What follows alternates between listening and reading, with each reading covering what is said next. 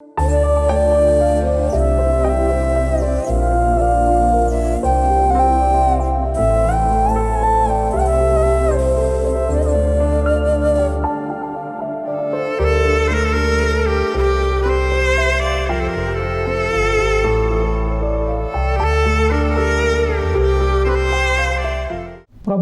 మన రక్షకుడును అయిన యేసుక్రీస్తు ప్రభుల వారి శ్రేష్ఠ నామాన్న మీ అందరికీ శుభాలు వందనాలు తెలియపరుస్తూ ఉన్నాను.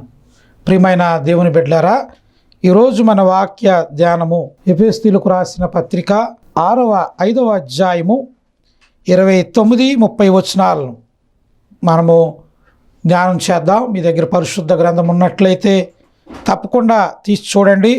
నేను చదువుతూ ఉన్నాను. తన శరీరమును దేశించేవాడు ఎవడను లేడు గాని ప్రతివాడును దాన్ని పోషించి సంరక్షించును. మనము క్రీస్తు శరీరమునకు అవయవములై ఉన్నాం కనుక అలాగే క్రీస్తు కూడా సంఘమును పోషించి సంరక్షించుచున్నాడు. ప్రియమైన దేవుని బిడ్డలారా, చిన్న ప్రార్థన చేసుకుని వాక్య ధ్యానంలోనికి వెళదాం. కళ్ళు మూయండి. ప్రార్థన. మహాపరిశుద్ధుడు అయిన మా తండ్రి, మహిమ కలిగిన దేవానికి వందనాలు. వాక్యము నీది, నేను నీ వాడను. నీ పక్షము నిలబడుతుండగా ప్రభా, ఎవరికి ఈ మాటలు అవసరమో వారు వినుటకు ప్రభా వారికి సమయాన్ని, అవకాశాన్ని, తరుణాన్ని ఇవ్వండి. వారి జీవితాలను మార్చండి. నీకు ఇష్టలుగా మార్చబడుటకు ఈ వాక్యము చేత వారిని సరిదిద్ది బలపరచమని యేసు నామమున ప్రార్థించి అడిగి వేడుకుంటున్నాము తండ్రి. ఆమేన్. ప్రియమైన దేవుని బిడ్డలారా, ఆ కుటుంబములో పురుషుడు లేక కుటుంబ యజమాని ఉండవలసిన కొన్ని లక్షణాలను, కొన్ని తనకున్న బాధ్యతలను ఈ వాక్యము ద్వారా గుర్తు చేయాలనుకుంటున్నాను. ప్రియమైన దేవుని బిడ్డలారా, కుటుంబ యజమానుడు అనే మాటకు కుటుంబాన్ని పోషించువాడు, కుటుంబాన్ని సంరక్షించువాడు అని అర్థం వస్తుంది. ప్రియమైన దేవుని బిడ్డలారా, కుటుంబ యజమానుడుగా దేవుడు నిన్ను ఆ స్థాయి, ఆ స్థితి దేవుడు నీకు ఇచ్చాడేమో. ఆ స్థాయిలో ఉండి నీవు నీ కుటుంబాన్ని నీవు పోషించువాడుగా ఉండాలి. ఎలా పోషించాలి అంటే, మనము కష్టపడి కుటుంబ యజమానుడుగా ఏ పనులైతే నువ్వు నైపుణ్యత కలిగి ఉన్నావో, వేటి యందు నీవు సమర్థవంతంగా పనిచేయగలవో, వాటి యందు ఉండి నీవు నీ కుటుంబాన్ని నీవు పోషించేవాడుగా, సంరక్షించేవాడుగా ఉండాలి. ప్రియమైన దేవుని బిడ్డలారా, నేటి కాలంలో చాలామంది వారి కుటుంబాలను చాలా చక్కగా పోషిస్తూ ఉన్నారు. అందును బట్టి దేవునికి మహిమ, దేవునికి ఘనత. నిజమండి, చక్కగా తన బిడ్డలకు కావలసిన చదువును చెప్పిస్తూ ఉన్నారు. తన కుటుంబ అవసరాలు ఏమున్నాయో అవి గుర్తెరిగి వాటిని చూడండి, వాటిని వాళ్ళు కష్టపడి సాధించి ముందుకి వెళుతూ ఉన్నారు. మంచిదే ఈ విషయాన్ని బట్టి. అయితే మరికొందరు కుటుంబ యజమానుడి యొక్క స్థాయిలో ఉండి కూడా కుటుంబ బాధ్యత లేని వారుగా ఉన్నారు కొంతమంది. అయ్యా, నీవు కూడా ఏమండి, నువ్వు కష్టపడింది ఇంటికి తేకుండా, లేక నీ కుటుంబం పోషణ కొరకు వాటిని ఖర్చు పెట్టకుండా, నీ బిడ్డల పోషణ కొరకు వాటిని ఖర్చు పెట్టకుండా, నీ కుటుంబ అవసరాల కొరకు వాటిని ఖర్చు పెట్టకుండా, వాటిని దుర్వ్యాపారం లేక చూడండి, కొన్ని వాటికి బానిసలుగా మారిపోయి, త్రాగుడుకు బానిసలుగా మారిపోయి, లేక కొంత జోదానికి బానిసలుగా మారిపోయి, అవసరం లేని వాటి కొరకు వేగిరపడి వారి కష్టార్జితం అంతా వాటికై నాశనం చేస్తున్న వారు అనేకులుగా ఉన్నారు. ప్రియమైన దేవుని బిడ్డ, దేవుని వాక్యం ద్వారా దేవుడు నీతో మాట్లాడుతూ ఉన్నాడు. నీవు నీ కుటుంబాన్ని పోషించాలి. దేవుని బిడ్డలారా, నీవు నీ కుటుంబం కొరకు నీవు నీ కష్టాన్ని, నీ కష్టార్జితమును ఉపయోగించాలి. దేవుని బిడ్డలారా, ఎలా ఉన్నావు నువ్వు? ఒక నిమిషం ఆలోచించేయి. దుర్వ్యసనాలకు బానిస అయిపోయావా? చెడు అలవాట్లకు బానిస అయిపోయి భార్యను బిడ్డలను పట్టించుకోకుండా నీ ఇష్టం వచ్చినట్లు నీవు బ్రతుకుతూ ఉన్నావా? అయ్యా, నీతోనే దేవుడు మాట్లాడుతూ ఉన్నాడు. ఒకవేళ అలాగే బ్రతికితే గనక, నువ్వు అలాగే నీ వ్యసనాల్లో నీ యొక్క స్వార్థపు ఆలోచనలతో నువ్వు బ్రతికితే గనక, దేవుడిచ్చిన నీది ఆ కుటుంబ యజమానుడనే ఆ అర్హతను, అట్టి స్థితిని నువ్వు కోల్పోతావు. ఆ గౌరవాన్ని కోల్పోతావు. నీ బిడ్డలే చూడండి నీకు వ్యతిరేకులుగా మార్చబడతారు.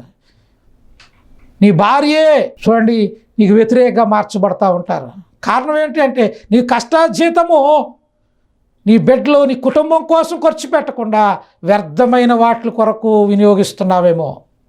వ్యర్థమైన వాటి కొరకు వాటిని వెచ్చిస్తూ బాధ్యత లేనివాడిగా నువ్వు బ్రతుకుతున్నావేమో. దేవుడు చెప్తున్నాడు చూడండి, ఇక్కడ రాసిన మాటలో దేవుడు రాశాడు, తన శరీరమును దేశించుకునేవాడు ఎవడూ లేడు కానీ ప్రతివాడు దాన్ని పోషించి సంరక్షించును. నీ శరీరాన్ని నువ్వు ఎలా కాపాడుకుంటావో, నువ్వు ఎలాగైతే పోషించుకుంటావో, ఏ రోగం వచ్చిన వెంటనే వైద్యుడి దగ్గరికి ఎలా నయం చేయించుకుంటావో, అలాగే నీ కుటుంబాన్ని కూడా నువ్వు పోషించాలి, నువ్వు సంరక్షించాలి. దేవుడు మాట్లాడుతూ ఉన్నాడు. కొంతమంది కుటుంబాన్ని పట్టించుకోరు కానీ అంటే బయట విషయాల్లో, అవసరం లేని విషయాల్లో అన్నాటిలో నేనే ఉన్నానంటారు. దేవుని బిడ్డలారా, ముందు నీవు సాక్ష్యం ఎక్కడ పొందుకోవాలో తెలుసా? నీ సాక్ష్యం ఎక్కడ ఉండాలో తెలుసా అంటే, నీ కుటుంబంలో నీ మంచి సాక్షిగా ఉండాలి. మా నాన్న నాకు ఒక మాదిరి అని నీ కొడుకు చెప్పగలగాలయ్యా. నీ కూతురు నీ చెప్పగలగాలి, మా నాన్న నాకు ఒక మాదిరి అని చెప్పగలిగే స్థితిలో నువ్వు ఉండాలి. అంతేగాని మా నాన్న మాకు ఎట్టి సహాయము చేయడు, మా మేలు కోరడు, మమ్మల్ని పట్టించుకోడు అన్న విధంగా నువ్వు ఉండకూడదండి. దేవుని బిడ్డలారా, వాక్యం ద్వారా మీకు తెలియపరుస్తున్నాను. చూడండి, తిమోతి రాసిన మొదటి పత్రిక 5వ అధ్యాయము 8వ వచనంలో కూడా ఈ మాటలు రాయబడి ఉంటాయి. తిమోతి రాసిన మొదటి పత్రిక బైబిల్ ఉన్న వాళ్ళు తప్పకుండా మరి తీసి చూడమని మిమ్మల్ని కోరుతూ ఉన్నాను. 5వ అధ్యాయము 8వ వచనం నేను చదువుతున్నాను చూడండి. ఎవడైనాను స్వకీయులను విశేషముగా తన ఇంటి వారిని సంరక్షింపక పోయిన ఎడల వాడు విశ్వాస త్యాగమును చేసిన వాడై అవిశ్వాసి కన్నా చెడ్డవాడై ఉండును. తిమోతి రాస్తున్నాడు అన్నమాట. ఏం చెప్తున్నాడు? ఎంత చక్కగా రాస్తున్నాడు చూడండి. ఎవడైనాను స్వకీయులను అంటే సొంతోళ్ళని విశేషముగా తన ఇంటి వారిని అవండి సంరక్షింపక పోయిన ఎడల, పట్టించుకోకుండా ఉంటే చూడండి, విశ్వాస త్యాగము చేసిన వాడై అవిశ్వాసి కన్నా చెడ్డవాడై ఉండును. ఎంత భయంకరమైన మాట అండి ఇది. అంటే అవిశ్వాసి కంటే, దేవుడి మీద నమ్మిక లేనోడు కంటే ఈడే చెడ్డోడు అంటున్నాడు దేవుని వాక్యం. ఎవరైతే కుటుంబాన్ని పట్టించుకోరో, కుటుంబం పట్ల బాధ్యత కలిగి ఉండరో వారు చెడ్డవారు, వారు అవిశ్వాసుల కంటే చెడ్డవారని దేవుని వాక్యం చెప్తా ఉంది. నువ్వు ఎలాగున్నావు? అవండి, మీ జీవితం ఎలాగుంది? దేవుని చేత చెడ్డవారు అనిపించుకోవడానికి ఉందా, లేక మంచి నమ్మకమైన వారుగా దేవుని దగ్గర పేరు పొందడానికి ఉందా? ఉన్నావా? ఒక నిమిషం నీవు ఆలోచన చేసుకోవాలి. దేవుని బిడ్డలారా, మన జీవితాలను సరిదిద్దుకోవాలండి. మన జీవితాలను సరిదిద్దుకుని ముందుకి అడుగు వేయాలి. దేవుని బిడ్డలారా, రెండవదిగా మీకు చెప్తూ ఉన్నాను, కొలస్తీలు రాసిన పత్రిక 3వ అధ్యాయము 19వ వచనం. భర్తలారా, మీ భార్యలను ప్రేమించుడి, వారిని నిట్టూర్పు పెట్టకుడి అని రాయబడి ఉంది. ఎవరు రాయబడి ఉందండి? మీ భార్యలను ప్రేమించుడి, వారిని నిట్టూర్పు పెట్టకుడి. చూడండి దేవుని బిడ్డలారా, కుటుంబ యజమానుడుగా నువ్వు చేయవలసింది ఏమిటి? నీ భార్యను ప్రేమించాలి. ఎందుకు కొంతమంది అంటారు, ఎందుకు ప్రేమించాలండి? నా భార్యను ఎందుకు ప్రేమించాలి నేను అని మూర్ఖంగా మాట్లాడేవాళ్ళు కూడా ఉన్నారు. అటువంటి వారికి కూడా జవాబు చెప్తాను దేవుని వాక్యం ద్వారా. ఏమండి దేవుని వాక్యపు వెలుగులోంచి ఏంటి సమాధానం ఏంటి అంటే ఎందుకు ప్రేమించాలి చేసే భార్యను కుటుంబంతో అంటున్నారు, కుటుంబంతో అనుకుంటారు కట్నం తెచ్చిందని ప్రేమించాలా, మాకు ఇవి తెచ్చిందని ప్రేమించాలా, ఇది ఎందుకు ప్రేమించాలండి అనేవాళ్ళు కూడా ఉన్నారు.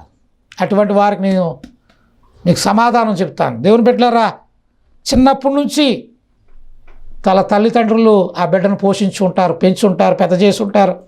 ఎంతో చూడండి, ఆ తల్లిదండ్రులు మీ భార్యకు వాళ్ళు అనేక నియమాలు, పద్ధతులు, సంస్కారం, ఎలా బ్రతకాలో, ఎలా మాట్లాడాలో, ఎలా ఉండాలో అన్నీ నేర్పించి పెద్దదానివిగా యవన బిడ్డగా ఆ బిడ్డ సిద్ధపడినప్పుడు వాళ్ళు నీ చేతిలో పెట్టారు ఆ బిడ్డను తీసుకొచ్చి. కానీ నీ భార్య ఎంత గొప్పదంటే తెలుసా, వాళ్ళందరినీ విడిచిపెట్టి నీవే నా జీవితం అని నీ వెనకాల వచ్చింది. కష్టంలో, బాధలో, ఇబ్బందిలో నీ వెనకాల ఉండేది నీ భార్యయే. నీ ప్రతి క్లిష్టమైన పరిస్థితుల్లో నిన్ను ధైర్యపరిచేది లేక నీ పక్షాన్ని నిలబడేది నీ భార్యయే. మరి ఇట్టి భార్యను ప్రేమించొద్దండి. దేవుని బిడ్డలారా, భార్యను ప్రేమించమని దేవుని వాక్యం చెప్తా ఉంది. కుటుంబ యజమానుడుగా నువ్వు మొదట చేయవలసింది నీ కుటుంబాన్ని పోషించాలి. ఒకవేళ పోషించకపోతే అవిశ్వాసి కంటే నువ్వు చెడ్డోడని దేవుని వాక్యం చెప్తా ఉంది. మన ప్రయత్నం, మన ప్రయాస, నీ ప్రయాస అంతా దేనికి అంటే నీ కుటుంబము సుఖ సౌఖ్యాలతో ఉండడం కొరకే కదా. దాని కొరకు నువ్వు ప్రయాసపడాలి. రెండవదిగా మనం వింటున్నాం, నీ భార్యను ప్రేమించాలి. ఎందుకు ప్రేమించాలంటే ఆమె వారిని అందరినీ విడిచిపెట్టి నీవే నా జీవితం అని చెప్పి నీతో నడిచిన, నీతో వచ్చిన, నీతో శ్రమల్లో, బాధల్లో, ఇబ్బందుల్లో నీ పక్షాన నీతో పాటు నిలబడిన ఆమెను ప్రేమించాలి అండి. కొంతమంది భార్యను ప్రేమించరు, భార్యను ప్రేమతో పలకరించరు, ఒక ఇంట్లో పని మనిషిలా చూస్తూ ఉంటారు, లేక ఒక బానిసగా చూసినట్టు చూస్తూ ఉంటారు. అనేక ఆ కుటుంబాన్ని విడిచిపెట్టి మీ ఇంటికి వస్తే అనేక నరకం అంటే ఏంటో చూపిస్తున్న వాళ్ళు ఉంటారు కొంతమంది. ఆమెను అనేక విధాలుగా బాధలు పెడుతున్న వాళ్ళు ఉంటారు కొంతమంది. ఆమె అయ్యో ఇంతమందిని వదిలి నన్ను నమ్మి నా కూడా వచ్చిన ఈమెకు ఏ లోటు రాకుండా నేను చూడాలి కదా అనే ఆలోచన లేకుండా అండి ఎవరో చెప్పుడు మాటలు, ఎవరి మాటలో విని ఆమెను అనేక విధాలుగా దూషిస్తావు, కొన్నిసార్లు చేసుకుంటున్నావు, కొన్నిసార్లు కొడుతూ బాధ పెడుతున్నావు. ఎన్ని బాధలు, ఎన్ని ఇబ్బందులు పెట్టినా ఇంకా నీతోనే ఉందమ్మా ఆమె. ఎంత ప్రేమ, ఎంత ఆమె జీవితం, ఎంత చూడండి ప్రశంసనీయమైంది ఆమె జీవితం. నీతోనే ఉందండి. నీ ఓటములో కూడా నీతోనే ఉంది, నీ అపజయాల్లో కూడా నీతోనే ఉంది. అటువంటి భార్యను ప్రేమించొద్దా? దేవుని బిడ్డలారా, భార్యను ప్రేమించమని దేవుని వాక్యం తెలియపరుస్తూ ఉంది. అంతేకాదు చూడండి, తండ్రి తన కుమారుల ఎడల జాలి పడాలి. బిడ్డల పట్ల ఏం పడాలంటే అండి జాలి పడాలి. 103వ సంకీర్తన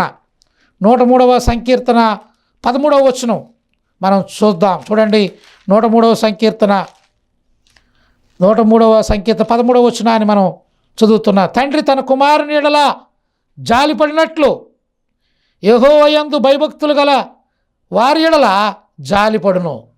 చూడండి, తండ్రి తన కుమారులను ఏం పడాలి? జాలి పడాలి. నీ బిడ్డలు ఎడల నువ్వు జాలి, కనికరం ఉండాలి. కఠినత్వం పనికిరాదు. వారు పట్ల ప్రేమనురాగాలు కలిగి ఉండాలి. చూడండి అక్కడ తండ్రి తన కుమారుని ఎడల జాలి పడినట్లు. మనం కాకపోతే మన బిడ్డలకి ఎవరున్నారండి? మీరు కాకపోతే మీ బిడ్డలకి ఎవరున్నారు? ముందు మీరే కదా మీ బిడ్డలకి గైడ్ అయినా అండ్ వారిని నడిపించే వాళ్ళైనా, వాళ్ళని పైకి తీసుకొచ్చే వాళ్ళైనా, వాళ్ళకి చెయ్యి అందించే వాళ్ళైనా ఎవరున్నారు? వాళ్ళకే మీరు తప్ప. మరి నీవే నీ బిడ్డలు పట్టించుకోకపోతే ఎవరు పట్టించుకుంటారు? కొంతమంది అంటారు ఇంకా నాకు సంబంధం లేదు అంటారు. అటువంటి వారిని అడగాలనిపిస్తుంది నాకు. సంబంధం లేదా? బిడ్డల ఎడల వాళ్ళని జాలిపడి అంటారు. పిల్లలు ఎక్కడైనా కొన్ని లోపాలు వారి జీవితంలో కనపడినప్పుడు సరిదిద్దాలని అవునండి, సరిదిద్ది వారిని ప్రోత్సహించి వాళ్ళ మీద జాలిపడాలి. కఠినత్వం కాదు. మనం కసాయి వాళ్ళం కాదు, కన్న తండ్రివి నువ్వు. అది మర్చిపోయి కఠినత్వం, పనికిరాని, అవసరం లేని, ఉపయోగం లేని కఠినత్వం నీలో కనబడుతూ ఉంటుంది. వారి ఎలా నువ్వు జాలిపడాలి. తండ్రి చూడండి, అక్కడ రాయబడింది కదా, యెహోవా యందు భయభక్తులు గల వారి ఎడల జాలిపడును. దేవుడు ఎలాగైతే మన ఎడల జాలిపడుతున్నాడో, మన ఎడల ఆయన ఎంత కనికరాన్ని చూపిస్తున్నాడో చూడండి. మనలో కూడా లోపాలు ఉన్నప్పుడు దేవుడు మరలా వాక్యం ద్వారా మాట్లాడి మన సరిదిద్ది మన మీద జాలి పడుతున్నట్లుగా బిడ్డల ఎడల కూడా జాలి, ప్రేమ, కనికరము కలిగి ఉండాలని దేవుని వాక్యం సెలవిస్తూ ఉంది. చూడండి, మరి ఇంక మనకి ఎలా ఉండాలి అంటే, మనం బిడ్డలను ప్రేమించి శిక్షించి నీతి మార్గంలో పెంచాలి అండి. మన బిడ్డలను ఎలా పెంచాలండి చూద్దామా? సామెతల గ్రంథం 13వ అధ్యాయము 1వ వచనం అండి. సామెతల గ్రంథం బైబిల్ ఉన్నవారు తప్పక తీసి చూడండి. సామెతల గ్రంథం ఎంత చక్కగా దేవుడు వాక్యం ద్వారా రాయిస్తూ ఉన్నాడో చూడండి. 13వ అధ్యాయము 1వ వచనం, తండ్రి శిక్షించిన కుమారుడు జ్ఞానం గలవాడగును, అపహాసకుడు గద్దింపునకు లోబడడు. అండి, తండ్రి శిక్షించిన కుమారుడు, వాళ్ళకు భయం కూడా నేర్పాలి తండ్రి అండి. అతిగారం కూడా పనిచేయదు, వాళ్ళని గద్దించాలి. ఆ గద్దింపులో ఏముండాలి తెలుసా అంటే, వాళ్ళు సరిదిద్దబడటమే నీ ముఖ్య ఉద్దేశంగా ఉండాలి. అదే చూడండి, తండ్రి శిక్షించిన కుమారుడు జ్ఞానము గలవాడగును. ఎవరైతే తన బిడ్డలను సరిదిద్దుతూ వాళ్ళని సరిదిద్దుతూ ఉంటారో వాళ్ళ జ్ఞానము కలిగిన కుమారులుగా మార్చబడతారట. అపహాసకుడు గద్దింపునకు లోబడడు. ఏంటండి, కొంతమంది బిడ్డలు ఏం చేస్తున్నారు? అపహాసం, తండ్రి మాటకు లోబడరు కొంతమంది.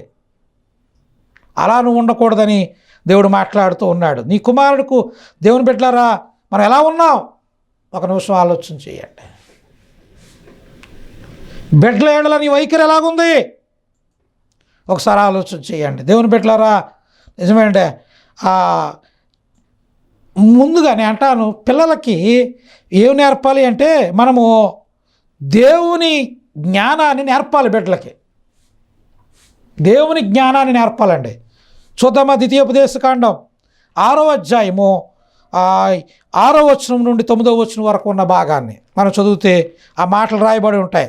చూడండి, ఆ ద్వితీయోపదేశకాండము 6వ అధ్యాయము మనము చూస్తే 6వ అధ్యాయము 6వ వచనం నుండి మనం చూసినప్పుడు మనకు కనపడుతుంది. నేను ఆజ్ఞాపించిన ఈ మాటలను మీ హృదయంలో ఉంచవలెను. నీవు నీ కుమారులకును వాటిని అభ్యసింపచేసి నీ ఇంట కూర్చున్నప్పుడును, త్రోవన నడుచున్నప్పుడును, పండుకున్నప్పుడును, లేచినప్పుడును వాటిని గురించి మాట్లాడవలెను. సూచనగా వాటిని నీ చేతికి కట్టుకొనవలెను.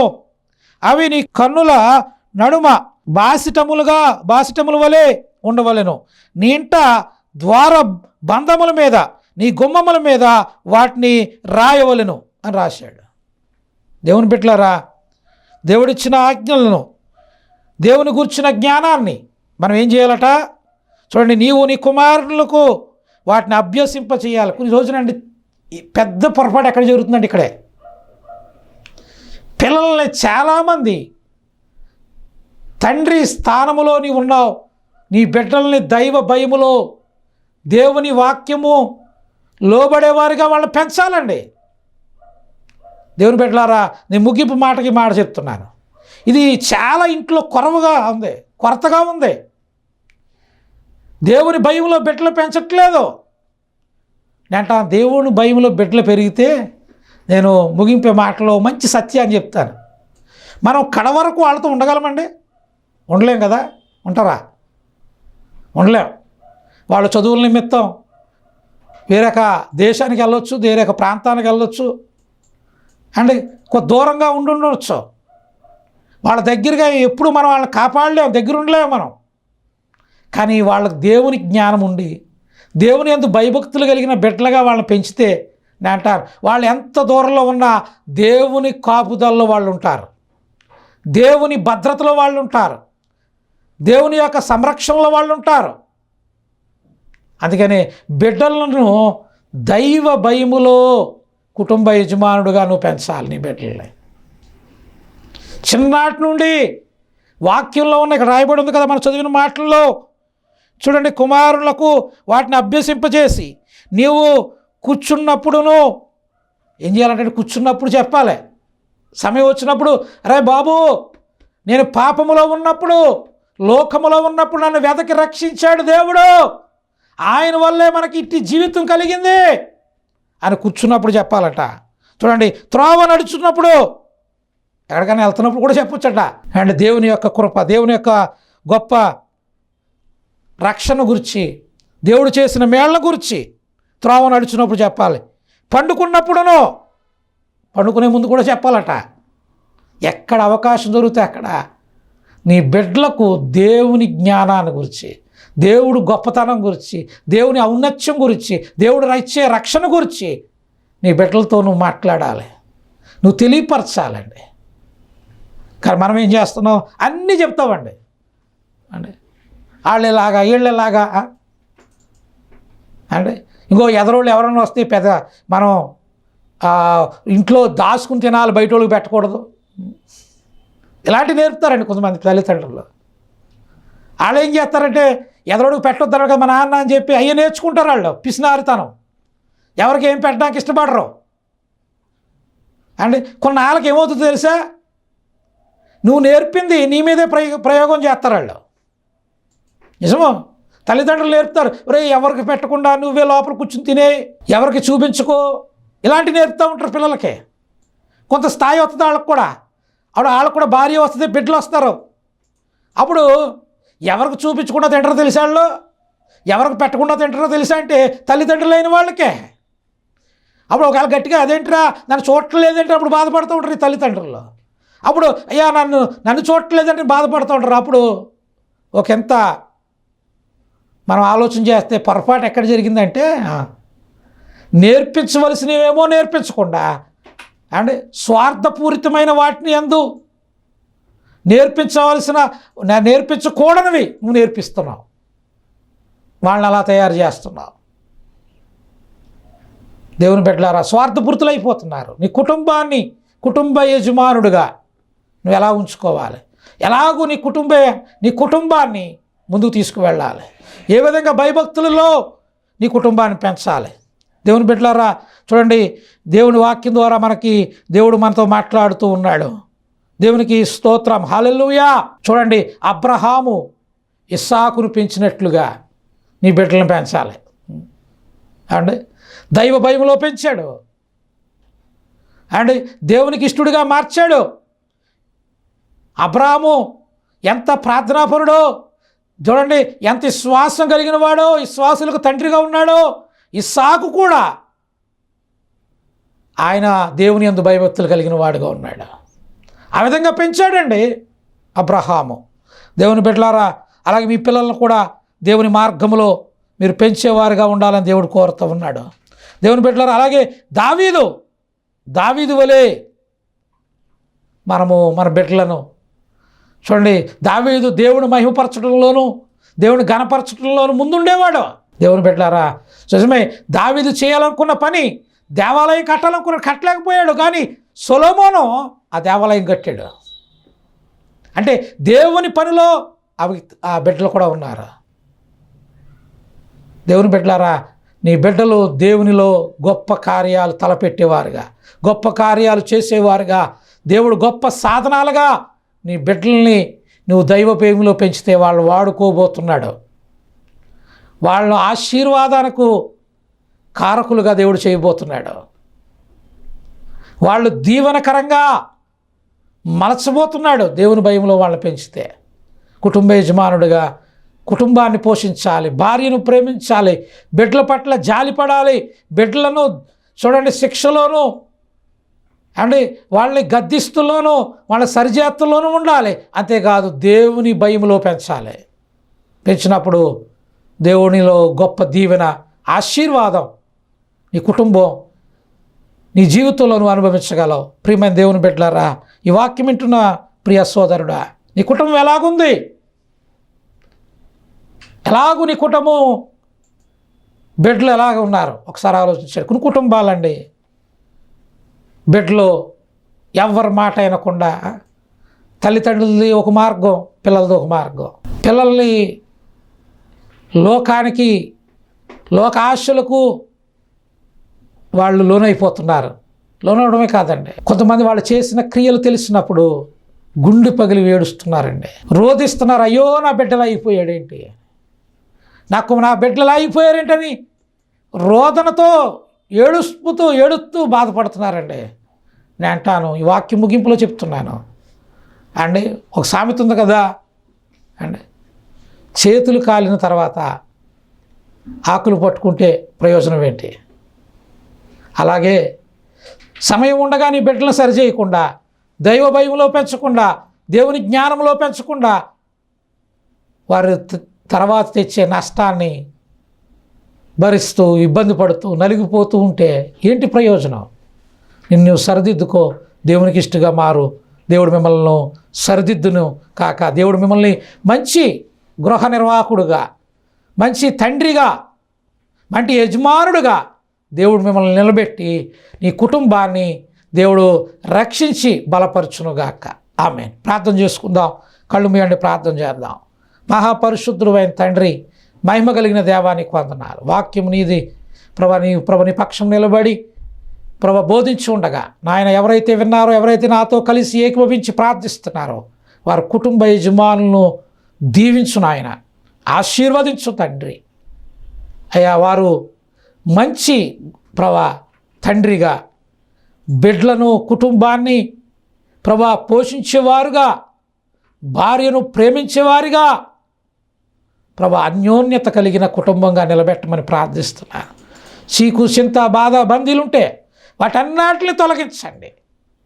కుటుంబంలో ఆశీర్వాదం, దీవెన మెండుగా అనుగ్రహించి మీ నామాన్ని మహిమ తెచ్చుకోమని యేసు నామమున ప్రార్థిస్తున్నాను తండ్రి. ఆమేన్. ఈ మాటలు మీకు ప్రోత్సాహకరంగా, మీరు ఎదుగుదల కొరకు, దేవుళ్ళ ఎదుగుదల కొరకు ఇది ప్రోత్సాహకరంగా ఉంటే తప్పకుండా మీ నుండి మేము ఆశించేది ఒకటే, ఒక్క ఫోన్ కాల్ మీరు చేసి మాకు మీరు పొందుతున్న ఆధ్యాత్మికమైన మేలు కొరకు మాకు తెలియపరచండి. అలాగే మీకు ఏ ప్రార్థన అవసరం ఉన్నా, మీ కుటుంబంలో ఇబ్బందులు ఉన్నాయా, కుటుంబంలో శాంతి సమాధానం లేకుండా ఉన్నారా, గలిబిలు ఉందా, గందరగోళం ఉందా, ఏదున్నా మాకు తెలియపరచండి. తప్పకుండా మీ కొరకు మేము ప్రార్థన చేస్తాం. దేవుడు మీకు గొప్ప విడుదల అనుగ్రహిస్తాడు. దేవుడు మిమ్మల్ని అందరినీ దేవుడు దీవించునుగాక. ఆమేన్. Praise the lord.